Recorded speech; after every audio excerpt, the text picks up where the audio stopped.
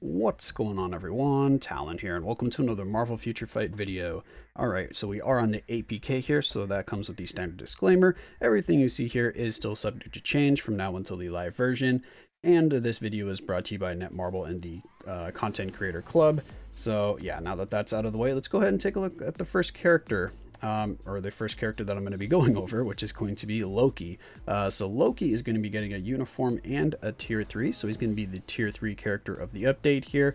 We're getting 2 awakening characters, and then we are getting 2 other uniforms. So this is basically just a uniform, tier 3 and awakening update, so no new characters, but all of the characters here that are getting upgrades do look really nice, so I will say that. So I'm pretty excited about all of the characters in this update, or at least the uniforms in this update. So first off, like I said, is Loki. So let's take a look at what Loki's going to be getting here. So let's take a look at the uniform. So his uniform is going to be the Agents of Asgard uniform. The uniform itself looks really cool. I definitely like this uniform. I love when he has that kind of blazer on. It just looks really cool. And definitely really nice detail on this. Look at the green. I love, well, you all know my favorite color is green, so whenever I see something green here, I'm just drawn to it. But yeah, Loki's looking pretty cool. So let's take a look at the uniform effects here. So it's going to enhance the effects of skill Trickster, and it's going to change the effects of skill Mischief Magic, which are going to be his tier 2 passive and 4-star passive. And then we have 7 skill changes, which he definitely needs because Loki, before this uniform, couldn't really do much for you. And then he's also getting increased chain hit damage by 10% when attacking. And usually when you see that chain hit damage, you know the character is going to be good as a DPS character, or at least they're intending the character to be a DPS character and not necessarily a support character. So let's take a look here at the tier 2 passive. It's going to increase skill damage by 50%, bonus damage by 25%.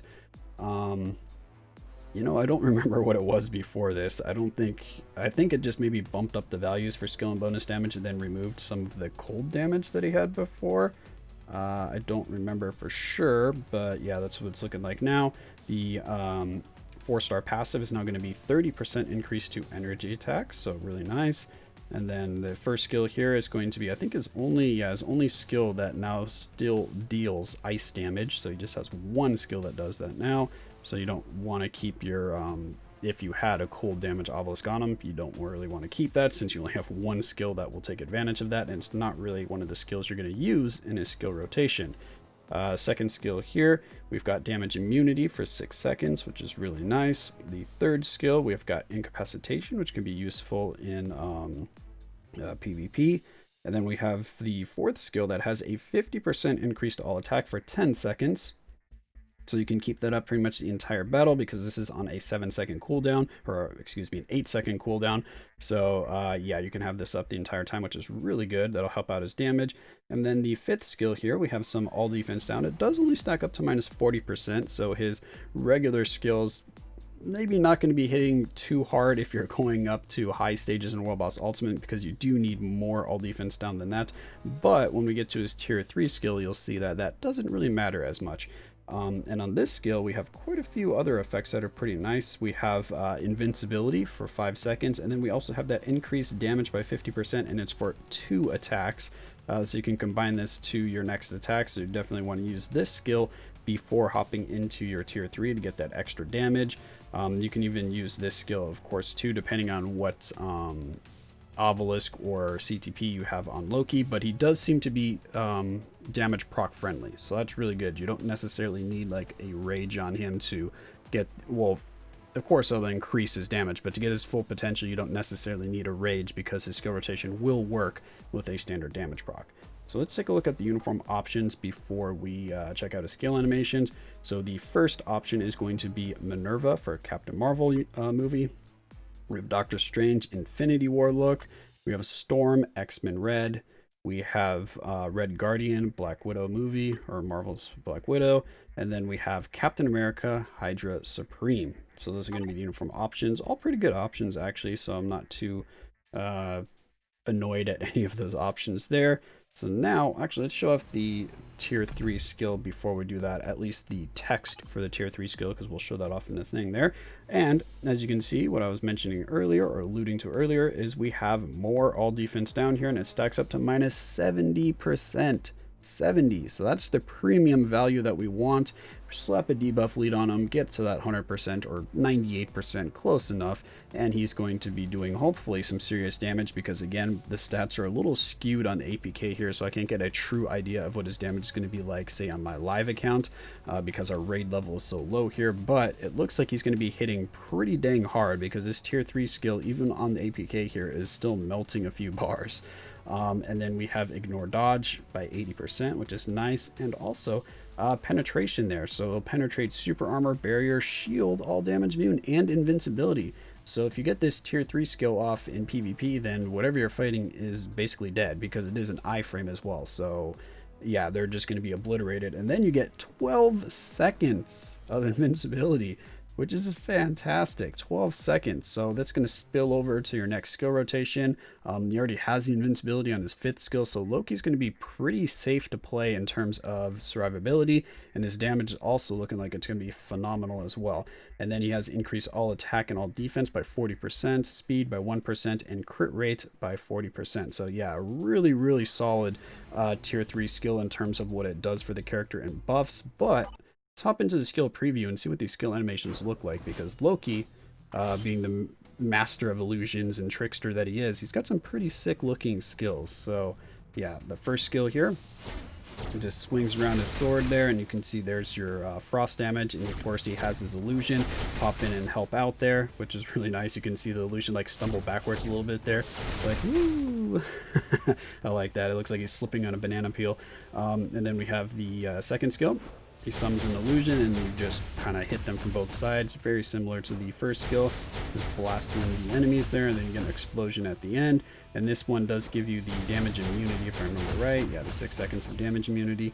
The third skill here, he just basically jumps up and then sticks the sword in the ground. He just steps on the sword, and then you just get all of that continue AoE damage, which is really cool. I like that kind of pose right there where he just kicks the sword into the ground. It looks really cool.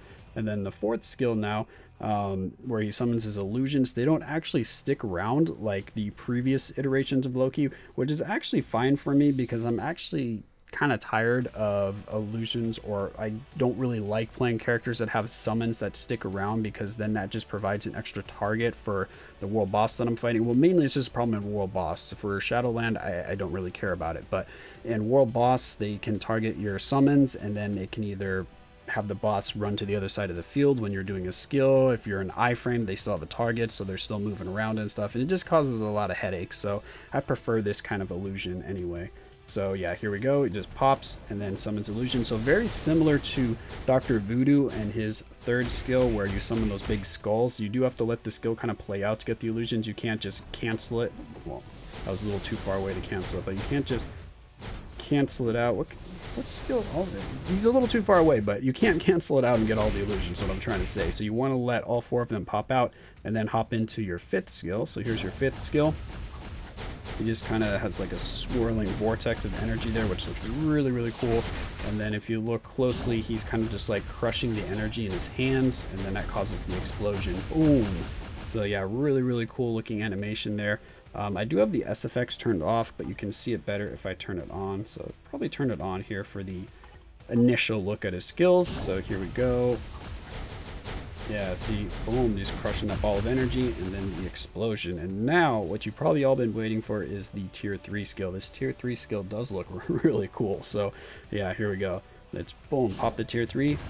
Calls down his throne, he's drinking from his goblet there, and it shows all of the different iterations that we have for Loki in the game right now. So his old uniforms, he just swaps between them, and we just get, yeah, basically the pillars of energy that you see where the pillars down the throne room are, those kind of explode with energy, and that's what's doing damage to the enemies here. Oh, and the skill rotation that I like to use for Loki is I just do a quick instant cancel on 3, let all of those play out, and then go into the 5th skill. Because the 5th skill has more range and actually triggers even when I'm far away from the enemy there after using the 4th skill, so it works out perfect. And that's the rotation I like to use for Loki. And then after your 5th skill is over and you want to get a little more protection, just use the 2nd skill for that 6 seconds of damage immunity, and then you're good to go for your next skill rotation. And then for the 5th skill, You can let your clones play out or for the tier 3, I mean, you can let your clones play out if you want to, but you mainly just want to get the buff from the 4th skill, so you can just go boom, and then you just want to instant cancel. Okay, you're a little too far away, I forgot about that. So you want to, I think you're going to want to instant cancel then, or just do 5 into the tier 3 because of the range restriction there. I didn't think about that too much because I wanted to get the buffs from both the 4th and the 5th skill, but it doesn't look like that's going to be possible to do because the 4th skill teleports you too far away. Yeah, the 4th skill just teleports you, that's a little too far away, so you're just going to go 5 into tier 3 basically. Holy cow, look at that hit counter, up to 1,500 hits. So yeah, just 3, 5, and then tier 3, and then boom, there you go. That's what you're going to want to do. And it does a lot of damage, so while he's doing his transformations here, you're hitting the enemy, but most of the damage is going to come at the end here because then you get your kind of explosion or burst of energy. And the tier 3 is kind of long in terms of the animation, so if you do trigger your obelisk right before it or right when the very start of the tier 3 is, then it will expire by the end of it just because of the length of the animation. But besides that, very nice tier 3. It is cancelable, so if you do have a CTP of Rage equipped on your Loki, then you can cancel your tier 3 skill into something else if you want to. So let's build it back up again. There we go. Alright, so build up our tier 3. So I turned off the FSX, but here you go. Boom. As soon as the throne drops, you can just start going into another skill, because as you can see, I'm going into other skills. The throne persists there and just does the damage. So it is cancelable, but again, if you're using a regular damage proc, just let the tier 3 play out and get all your damage from the tier 3. If you have a CTP of Rage, then of course just combine it with some of his other skills. So let's go ahead and show him off real quick in a World Boss Ultimate fight here, just so you can see the skill rotation and some of his survivability. But again, don't pay too close attention to the damage because it is going to be a little skewed on the APK here.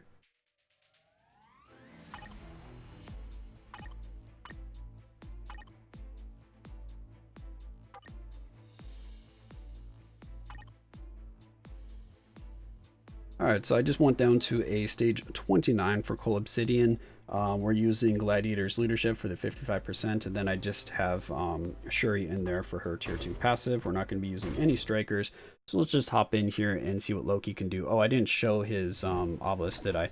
Right now I have a regular CTP of energy on him, not the reforged CTP of energy, just a standard CTP of energy, and I have no pierce or penetration or any of those extra stats on my on the comic cards. I did change the comic cards so they came pre-equipped on the account here, so I have none of the kind of reforged stats on this account right now. So yeah, here we go. Let's take a look here. Pop in, switch over to Loki, do our 3, go into 4, and then pop into 5. And the damage will ramp up a little bit here. You do have to wait. Again, you could use 2 there. I usually just kite around. I'm not really sure why. I guess I could just use the second skill. Because if you use the second skill right there, get that damage immunity, so you're a little safer. And then we'll do this. Oh yeah, I can't do. There we go. We got into the tier 3 that time, just in time. You can see that damage going off, and oh, our CTP wore off because of the duration of the skill. But the damage looks pretty good because we have no raid level right now on this account, so we're not, you know, very built up in terms of our stats here. So that is going to be, of course, hurting our damage here. I don't think we can. I can't get the tier 3 there. Alright, so let's do one more tier 3, see what that damage looks like. I think we're just going to do 5 into tier 3. You can see those explosions. You see the potential for all that damage there, but you can see how quickly the 5 seconds goes by. So I prefer it to trigger, you know, partway through the tier 3 skill. So like maybe the second explosion from the tier 3 or the second transformation from Loki is when I would like the CTP to go off or your damage proc to go off to get the most damage. But yeah, either way, really cool tier 3, and it does a pretty noticeable amount of damage because of that all defense down. If you give him a debuff lead, the bar should be melting. So yeah, Loki looking really strong. Let me know what you think about Loki here. Are you going to be getting him to tier 3? Are you going to wait? Are you just going to get the uniform? As for me, I'm probably going to build him up.